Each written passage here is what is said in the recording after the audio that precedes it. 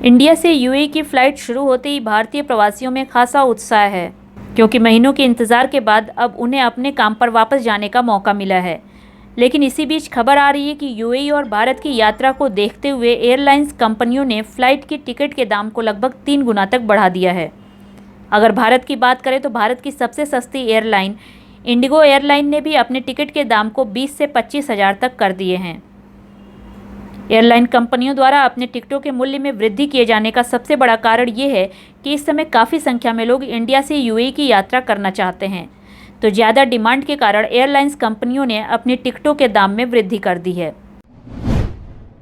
24 अप्रैल से ही संयुक्त अरब अमीरात ने भारत समेत कई और देशों पर पाबंदी लगा रखी थी। इन देशों में फंसे लोगों की हालत काफ़ी खराब हो चुकी थी, लेकिन मंगलवार को अधिकारियों के द्वारा की गई घोषणा काफ़ी राहतपूर्ण साबित हुई। संयुक्त अरब अमीरात ने अपने निवासियों और कुछ चुनिंदा प्रवासियों को वापस लौटने की इजाज़त दे दी है। भारतीय राजनयिक मिशनों ने इस फैसले का स्वागत किया है। वाणिज्यिक दूतावास ने ट्विटर के माध्यम से इस फैसले के लिए संयुक्त अरब के अधिकारियों का आभार व्यक्त किया है। यूएई रेजिडेंट वीज़ा के लिए ये काफ़ी राहत भरी खबर है।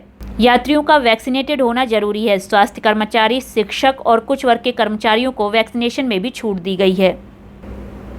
लेकिन अब यूएई की यात्रा करने वाले यात्रियों में ये भ्रम है कि कौन सी वैक्सीन यूएई में मान्य है और कौन सी नहीं।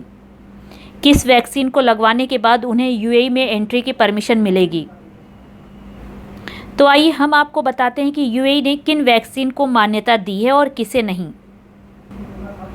भारतीय यात्रियों के मन में कोविशील्ड को लेकर काफ़ी भ्रम है। यात्री ये सुनिश्चित नहीं कर पा रहे हैं कि कोविशील्ड संयुक्त अरब अमीरात में मान्यता प्राप्त है या नहीं।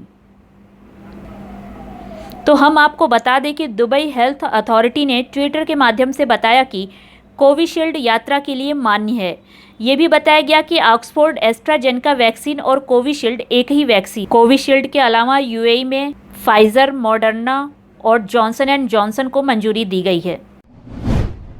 5 अगस्त यानी कि गुरुवार से भारत समेत कई प्रतिबंधित देशों के योग्य यात्रियों को यूएई में एंट्री की इजाज़त मिल चुकी है।